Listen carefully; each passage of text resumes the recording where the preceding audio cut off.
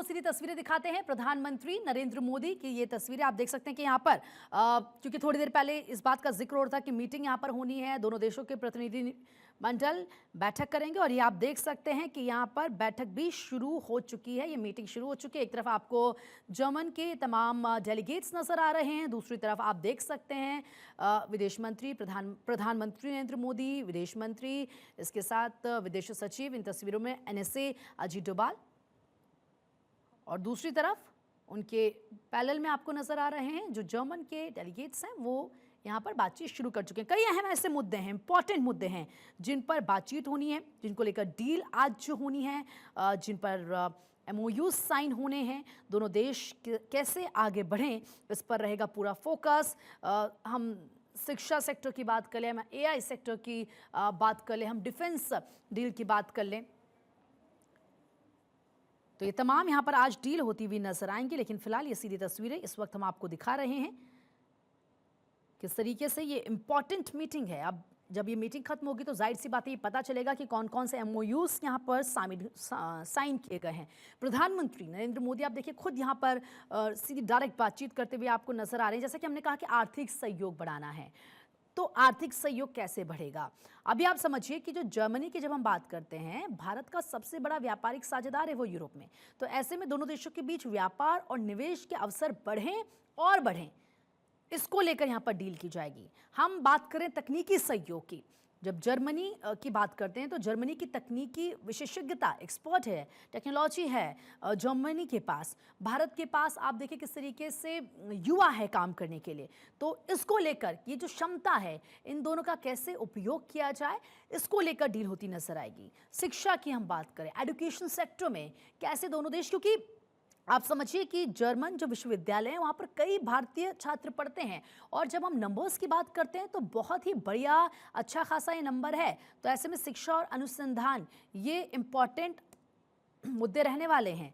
सांस्कृतिक आदान प्रदान, राजनीतिक सहयोग जिस पर बातचीत की जाएगी, इसके अलावा रणनीतिक साझेदारी। अब आर्थिक सहयोग की अगर हम इन डिटेल बात करें तो जो जर्मन की कंपनियां हैं, जैसे कि हम बात करें मर्सिडीज़ की, BMW की, इसके अलावा सीमेंस की, वो भारत में बड़ा निवेश करते हैं, वो बड़े निवेशक हैं।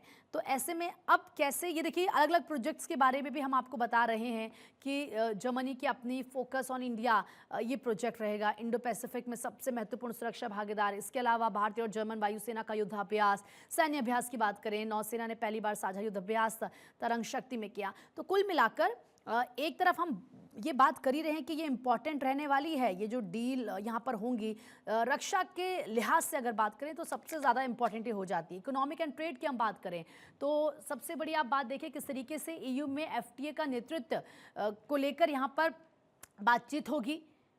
डिफेंस, इकोनॉमिक एंड ट्रेड यानी कि व्यापार कैसे बढ़ाया जाए, सबसे बड़ी 6 पनडुब्बियां जिनका जिक्र हम कर रहे हैं, जिनको लेकर यहाँ पर बातचीत होती हुई नज़र आपको थोड़ी देर में, क्योंकि तस्वीरें मीटिंग की तो शुरू हो ही गई हैं, लेकिन जब ये क्लियर हो जाएगा कि वो कौन कौन से मुद्दे हैं जिन पर बातचीत हुई है, जिन पर MOU साइन हुए हैं, दोनों देश बात कर रहे हैं कि कैसे इसको और बेहतर बनाए। डिप्लोमेटिक पार्टनरशिप की बात करते हैं तो G4 ब्लॉक की आप बात कर लीजिए, IGC मैकेनिज्म की हम बात कर लेते हैं। इसके अलावा देखिए दोनों देशों की पूरी कैबिनेट आपस में चर्चा इसको लेकर इस वक्त कर सकती है, ये मुद्दे उनके बीच हो सकते हैं। वैश्विक मंच को लेकर क्लाइमेट चेंज बहुत बड़ा मुद्दा है, दोनों देश G20 और पार्टनरशिप फॉर ग्लोबल इंफ्रास्ट्रक्चर को लेकर बातचीत कर सकते हैं। इसके बाद भारत जर्मनी मान्यता देने वाले देशों में से एक, मतलब आप ये समझिए हम आपको ग्राफिक्स के जरिए भी बता रहे हैं कि ये जो आज मीटिंग हो रही है, ये जो दोनों ही देशों के प्रतिनिधि मंडल जो बैठे हुए हैं आपस में बातचीत ये कर रही है, द्विपक्षीय वार्ता कितनी ज़्यादा इम्पॉर्टेंट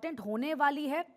प्रधानमंत्री नरेंद्र मोदी आपको इन तस्वीरों में नज़र भी आ रहे हैं, इससे पहले भी हमने आपको एक तस्वीर दिखाई, लेकिन आप समझिए कि पनडुब्बी डील की अगर एक बार मैं फिर से बात करती हूँ तो पनडुब्बी डील से भारत को कितना फ़ायदा होगा, क्यों ये कहा जा रहा है कि ये बहुत बड़ी बात है। स्वदेशी रक्षा उत्पादन को इससे बढ़ावा मिलेगा, भारतीय नौसेना की ताकत और क्षमता में इजाफा होगा, मेक इन इंडिया को रक्षा क्षेत्र में मजबूती इससे मिलेगी, भारत को उन्नत जर्मन पनडुब्बी तकनीक मिलेगी, हिंद महासागर क्षेत्र में भारत की रणनीतिक स्थिति इससे मजबूत होगी। अब जो पनडुब्बी सौदे की हम बात करते हैं तो क्यों इस पर नजरें टिकी हुई हैं, ये आप समझिए जरा। इस दौरे का सबसे बड़ा एजेंडा, अगर सबसे बड़ा एजेंडा हम इसे कह रहे हैं तो इसकी आप ये समझ सकते हैं कि कितनी ज़्यादा महत्वता होगी।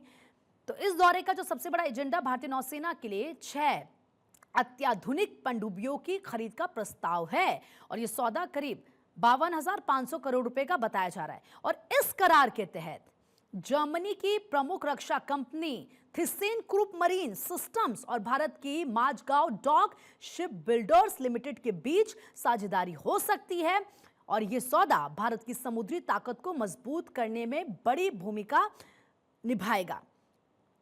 तो ये बहुत बड़ी डील अगर यहाँ पर हो जाती है। इसके अलावा वैश्विक मुद्दों पर भी बातचीत हो सकती है। जानकारी तो ऐसी भी है कि किस तरीके से पीएम मोदी और जर्मन चांसलर के बीच सिर्फ द्विपक्षीय मुद्दों तक की बात सीमित नहीं रहेगी, बल्कि यूक्रेन संकट को लेकर बातचीत हो सकती है, वैश्विक सुरक्षा हालात को लेकर बातचीत हो सकती है, अंतर्राष्ट्रीय राजनीति में बढ़ते तनाव जैसे विषयों पर चर्चा संभव मानी जा रही है। और ये बैठक ऐसे समय में हो रही है जब दुनिया के कई हिस्सों में राजनीतिक और सैन्य उथल पुथल देखी जा रही है। आप अमेरिका और वेनेजुएला के साथ तो देख ही रहे हैं क्या कुछ चल रहा है, रूस यूक्रेन में आप देख ही रहे हैं, इजराइल और गाजा में भी आप देख ही रहे हैं। तो तमाम मुद्दे हैं। एआई आर्टिफिशियल इंटेलिजेंस उसको लेकर आप जानते हैं कि आज हर तरफ बातचीत हो रही है, संभावनाएं उसमें खोजी जा रही हैं आगे, क्योंकि जिस तरीके से यहां पर बैठक शुरू हो चुकी है